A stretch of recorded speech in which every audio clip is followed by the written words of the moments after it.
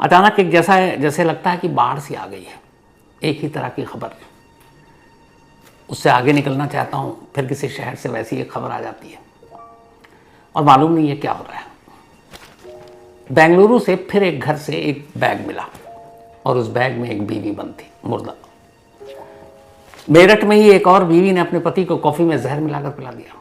हालांकि उसको वक्त रहते अस्पताल ले जाया गया। अब भी जान खतरे में है, लेकिन हॉस्पिटल में एडमिट है।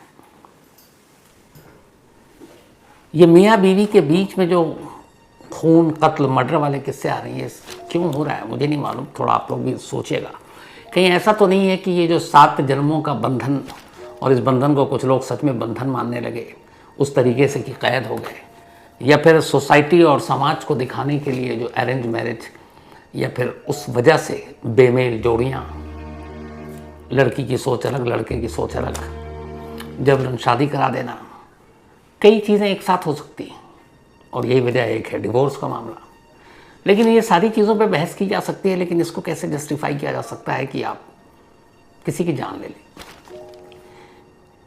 एक पढ़ा लिखा सॉफ्टवेयर इंजीनियर शख्स 90 लड़कियों के अलावा 310 से ज़्यादा और महिलाएं करने जो इसी इलाके में गायब हुई, यानी 400 लाख के करीब क्या हुआ बैठ जाता है, कैसे हुआ, और पूरी रात उसके पास बैठा रहता है और पूरी रात उससे वो बात करता रहता है कि तुम मुझसे क्यों झगड़ा करती हो, क्यों तुम मुझसे लड़ती हो, क्यों तुम मुझसे बहस करती हो, क्यों तुम मुझ पर शक करती हो, क्यों तुम्हें लगता है कि तुम्हारी नौकरी या बेरोजगारी के लिए मैं जिम्मेदार हूँ, क्यों तुम मेरे साथ खुशी से नहीं रह सकती थी। ये सारी बात पूरी रात करता रहा उस बीवी के साथ जिसे थोड़ी देर पहले उसने मारा था। आज की कहानी बेंगलुरु के एक ऐसे कपल की कहानी है जिनकी शादी सिर्फ 2 साल पहले हुई थी। दोनों अच्छे परिवार से। राकेश खेडेकर 35 साल की उम्र, सॉफ्टवेयर इंजीनियर और सीनियर प्रोजेक्ट मैनेजर, हिताची मशहूर कंपनी है तो हिताची सिस्टम में सीनियर प्रोजेक्ट मैनेजर। गौरी संबेकर 32 साल की। गौरी संबेकर ने मास कॉम किया मीडिया में, शायद जर्नलिस्ट बनना चाहती थी। तो गौरी और राकेश की शादी दोनों के घर वालों की मर्जी से अरेंज मैरिज थी। राकेश पुणे में रहा करता था, घर वालों ने रिश्ता देखा, दोनों की मर्जी, शादी तय हो गई। 2022 में दोनों की शादी हुई, 22 के एंड में। राकेश पुणे में ही बेस था, वर्क फ्रॉम होम कर रहा था इसी हिताची सिस्टम कंपनी के लिए, और गौरी एक कंपनी में काम कर रही थी। जिंदगी ठीक ठाक चल रही थी, सब कुछ ठीक था। लेकिन अचानक अभी फरवरी में राकेश को एक ऑफर मिला बेंगलुरु से, और बेंगलुरु उसने ट्रांसफ़र ले लिया, बेंगलुरु पहुंच गया। गौरी ने भी अब पति के साथ जाना था, नौकरी छोड़ दी। राकेश ने कहा चलो बेंगलुरु में दूसरी जॉब कर लेना तुम। अब मियाँ बीवी दोनों बेंगलुरु पहुंच गए फरवरी में। बेंगलुरु जाने के बाद साउथ बेंगलुरु के एक अच्छे इलाके में इन्होंने एक फर्स्ट फ्लोर पे अपार्टमेंट किराए पर लिया। अब दोनों हस्बैंड वाइफ वहीं रहने लगे, सब सेट हो गया। वर्क फ्रॉम होम अपना वहाँ से भी राकेश कर रहा था। इधर गौरी ने हर कंपनी में अपना बायोडाटा CV जमा करना शुरू किया जॉब के लिए। अब बेंगलुरु ही उनका आशियाना था आने वाले कई सालों तक, तो गौरी ने तय कर रखा था यहीं वो जॉब करेगी। शादी से पहले भी उसने कह रखा था कि मैं जॉब करूंगी, और राकेश तैयार था। अब इधर दिन बीतने लगे, घर सेट हो गया, लेकिन गौरी की नौकरी नहीं लग रही है। धीरे धीरे गौरी पर फ्रस्ट्रेशन हावी हो गया। अब वो राकेश को टोकती कि मेरी नौकरी नहीं लग रही है, अच्छा खासा मैं पुणे में काम कर रही थी, तुम पुणे से यहाँ चले आए, तुमने अपना करियर देखा, मेरा करियर देखा नहीं। इस बात पे मियाँ बीवी में नोकझोंक शुरू हो गई। राकेश कहता सब्र करो, मिल जाएगी, कोशिश करते हैं, अभी ज़्यादा वक्त हुआ नहीं। लेकिन धीरे धीरे गौरी को फ्रस्ट्रेशन ज़्यादा होने लगा। उसे लगा कि पता नहीं उसका करियर का क्या होगा, और इसी में मियाँ बीवी के बीच नोकझोंक चल रहा है। और अब बेंगलुरु का पहला जो महीना है लगभग, वो इसी तरह से गुजर गया। अब 28 मार्च आज तारीख, बल्कि 26 मार्च की बात है, 2 दिन पहले की, वेंसडे बुधवार का दिन, 26 मार्च की तारीख। रात को गौरी ने खाना बनाया, राइस और कुछ एक सब्जी। राइस उसने कुकर में बनाया था। डाइनिंग टेबल पर अब रात को दोनों बैठते हैं। जैसे ही डाइनिंग टेबल पर दोनों बैठे, गौरी फिर से शुरू हो गई। उसने राकेश से कहा कि तुम्हारा तो वक्त बीत जाता है, तुम अपने जॉब में लगे रहते हो, काम पे लगे रहते हो, मैं यहाँ अनजान शहर, ना कोई रिश्तेदार, ना कोई दोस्त, नौकरी मिल नहीं रही है और इसके जिम्मेदार तुम हो। फिर से वही बात शुरू हो गई। जब बात शुरू हुई तो राकेश उसको समझाने लगा, लेकिन गौरी का गुस्सा बढ़ता जा रहा था। धीरे धीरे दोनों में अब तेज तेज झगड़ा शुरू हो गया। इसी बीच में गुस्से में गौरी ने एक थप्पड़ मार दिया राकेश को। थप्पड़ मारने के बाद वो उठी, बराबर में ही डाइनिंग टेबल के किचन था, किचन से उसने चाकू उठाया और वो चाकू तेजी से राकेश की तरफ फेंक दिया।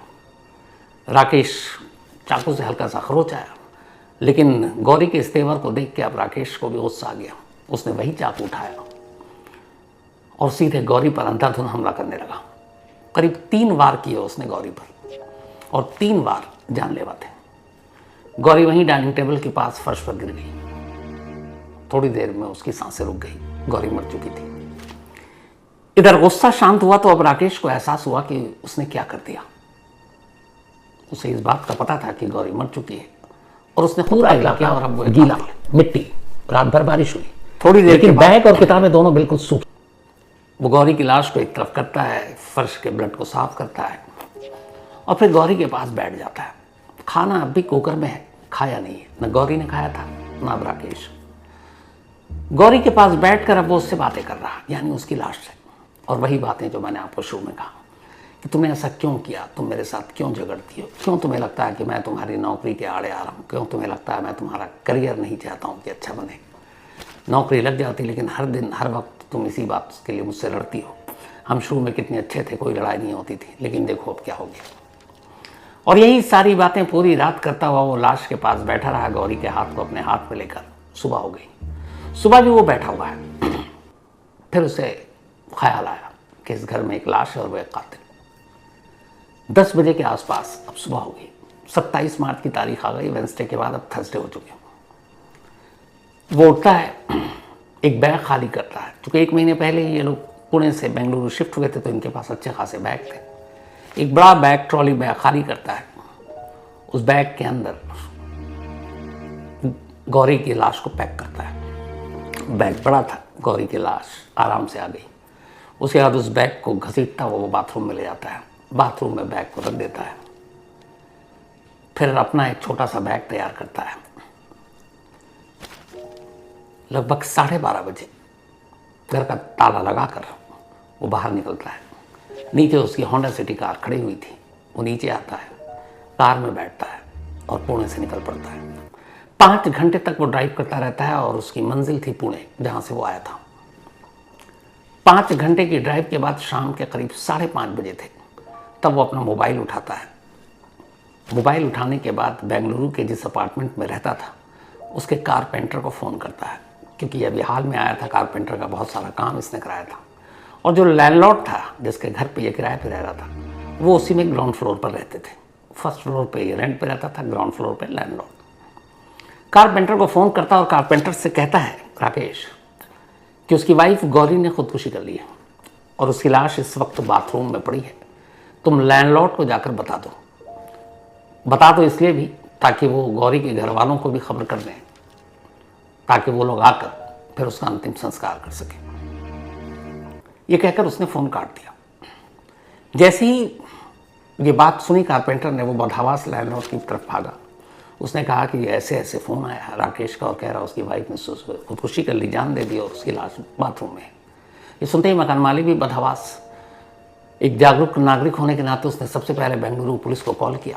उसने बोला कि ऐसे ऐसे बात है, ऐसी एक किराए पे रखा था और वो अभी ये इन्फॉर्मेशन दे रहा है। फ़ौरन पुलिस पहुंच गई। लैंडलॉर्ड और पुलिस की मौजूदगी में अब दरवाजे को खोला गया। अंदर पुलिस दाखिल हुई। उन्हें लगा कि कहीं लाश टंगी भी मिलेगी, लेकिन लाश कहीं टंगी नहीं थी, पर बाथरूम में बैग था और बैग बाथरूम में, ये बड़ी अजीब बात थी। खैर, पुलिस की मौजूदगी में बैग को खोला गया।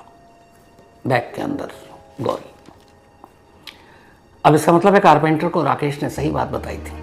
पुलिस फ़ौरन अब मकान मालिक से उसकी डिटेल मांगती है कि उसका कार्ड, आधार कार्ड तो आपने लिया होगा। पता चला कि पुणे का एड्रेस है। फ़ौरन महाराष्ट्र पुलिस को बेंगलुरु पुलिस कांटेक्ट करती है और कहती है कि ऐसी ऐसी बात है। वो एड्रेस बताती है और बेंगलुरु की एक पुलिस की टीम अब पुणे के लिए निकलने की तैयारी कर रही थी। इधर इस बात के कई घंटे बीत गए। अब अचानक 27 की ही देर, मतलब रात तक ही, पुणे में एक पुलिस स्टेशन है, शिरवाल पुलिस स्टेशन। शिरवाल पुलिस स्टेशन के करीब एक होंडा सिटी कार आकर रुकती है। इस कार के रुकने से पहले एक काम और किया था। राकेश ने पहला फ़ोन कारपेंटर को किया और दूसरा फ़ोन उसने पुणे पुलिस को किया। पुणे पुलिस से उसने कहा कि उसका नाम ये है, उसने अपनी बीवी का कत्ल किया। यहाँ ये नहीं कहा कि उसने अपनी जान दी है। उसने कहा कत्ल किया है, ये एड्रेस है और मैंने कारपेंटर को भी बता दिया है, आप भी बेंगलुरु पुलिस को इन्फॉर्म कर दीजिए और मैं सरेंडर कर दूंगा। ये कहकर उसने फ़ोन काट दिया। अब इसके बाद राकेश की गाड़ी जाकर रुकती है शिरवाल पुलिस स्टेशन। उससे पहले राकेश ने एक जगह गाड़ी रोकी और फिनाइल की दवा शीशी खरीदी और वो पूरा पी गया। अब पुणे पुलिस स्टेशन, जो शिरवाल पुलिस स्टेशन है, वहाँ पर गाड़ी रोकने के बाद वो लड़खड़ाता हुआ उतरता है। पुलिस स्टेशन के अंदर दाखिल हो रहा था। कुछ पुलिस वाले उसे देखते हैं और वो इतना ही कहता कि मेरा नाम राकेश खेड़ेकर है, मैं पुणे से आ रहा हूँ और मैंने पुणे में अपनी बीवी का कत्ल किया है और सरेंडर करना है। ये सुनते ही पुलिस भी बदहवास फ़ौरन उसे, और फिर वो बताता कि इस वक्त मैंने फिनाइल पी रखी है, शायद मैं मर जाऊँगा कुछ देर में। पुलिस वाले फ़ौरन उसे अपनी गाड़ी में बिठाते हैं और फिर पास में एक सत्कार हॉस्पिटल है, वहाँ ले जाते हैं। वहाँ ले जाने के बाद डॉक्टर चेक करता है, अभी खतरे से अब बाहर है। खतरे से बाहर के बाद पुलिस जब उससे पूछताछ करती है तो राकेश यही कहानी बताता है जो मैंने आपको शुरू में कहा कि सिर्फ एक छोटी सी बात पर उसकी बीवी से झगड़ा हुआ, उसकी बीवी ने उसे थप्पड़ मारा, उसकी तरफ चाकू फेंका, उसे गुस्सा आ गया और वो कई दिनों से सुन कर ये बहुत इरिटेट हो रहा था कि मैं उसके करियर और नौकरी के बीच में आ रहा हूँ। और वो बार बार यही कह रहे थे कि तुम बेंगलुरु छोड़ दो, वापस पुणे चलो, पुणे में मैं दोबारा अपनी कंपनी ज्वाइन कर लूँगी, वहाँ हम दोनों रहेंगे। मैं बेंगलुरु से जाना नहीं चाहता था क्योंकि यहाँ मेरे पास अपॉर्चुनिटी अच्छी थी। तो इस बात पे इतना झगड़ा हुआ कि कोई वजह, कोई मकसद नहीं था और जो कुछ हुआ अचानक हुआ। और फिर कत्ल करने के बाद इसीलिए मैंने इन्फॉर्म भी किया ताकि घर में लाश कम से कम ख़राब ना हो, सड़े नहीं, और उसके घर वालों को वक्त रहते इसकी खबर मिल जाए ताकि उसका अंतिम संस्कार वक्त पे किया जा सके। तो एक कातिल कत्ल भी करता है, कत्ल के बाद अपनी बीवी से लगातार लाश के पास बैठकर बातें भी करता है, शिकवा शिकायत भी करता है, फिर इन्फॉर्म भी करता है ताकि उसकी लाश ख़राब ना हो और घर वाले वक्त पर पहुंच जाएं और उसका अंतिम संस्कार कर दें। फिर खुद पुलिस को फ़ोन करता है और आखिर में जहर पीकर पुलिस के पास खुद ही चला जाता है और सरेंडर भी कर देता है। एक पढ़ा लिखा सॉफ्टवेयर इंजीनियर, एक ज़रा सा गुस्सा, कहते हैं ना गुस्से में इंसान क्या कुछ हो जाता है। पूरी ज़िंदगी बर्बाद दोनों की। शादी को सिर्फ 2 साल हुए। अब बताइए ऐसी कितनी आजकल लगातार, नहीं लगता है कि ऐसी खबरों की बाढ़ आ गई। इससे मैंने दूसरा बताया जो मेरठ की खबर है, उसमें एक हस्बैंड को अपनी वाइफ के बारे में पता चला कि इसका अफेयर है। वाइफ डर गई कि पति को पता चल गया, पता नहीं क्या होगा। तो वाइफ ने उसे रास्ते से हटाने के लिए कॉफ़ी में जहर मिलाकर दे दिया। अनजान पति ने वो पी लिया। पीने के बाद बेहोशी के आलम में उसे अस्पताल ले जाया गया। पत्नी को लगा था वो मर चुका है, लेकिन उसे शोर भी मचाना था ताकि शक न हो। पर अस्पताल पहुंचकर पता चला कि वो बेहोश है, मरा नहीं है और फिलहाल उसका इलाज चल रहा है। तो बीते कई दिनों से ऐसी खबरें लगातार आ रही हैं, आपको सुना रहा हूँ। तो पता नहीं मीम्स जो क्या कुछ बन रहे हैं।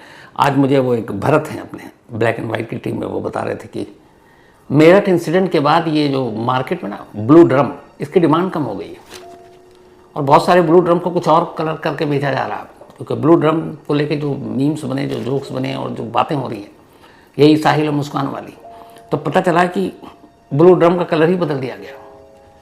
क्योंकि मार्केट में ये आ रहा है कि भैया ब्लू ड्रम नहीं चाहिए, कोई और कलर का दे दो। तो ये तक हो रहा है और ऊपर से इस तरह के इंसिडेंट। कल मैंने जैसे बताया था कि हर साल एक एवरेज है निकला है, ये 2023 का है। 2023 में 220 हस्बैंड्स का मर्डर उनकी वाइफ ने किया था, यानी 220 पतियों को उनकी पत्नी ने मार डाला, जबकि 270 बीवियों को उनके पति ने मारा था। ये आंकड़ा है। अभी तक एनसीआर भी हस्बैंड वाइफ वाला अलग से आंकड़ा नहीं देती, पर अब मुझे लग रहा है कि शायद अगले साल से एक अलग कॉलम बनेगा और उसमें ये आंकड़ा आएगा। तो ये थी आज की कहानी।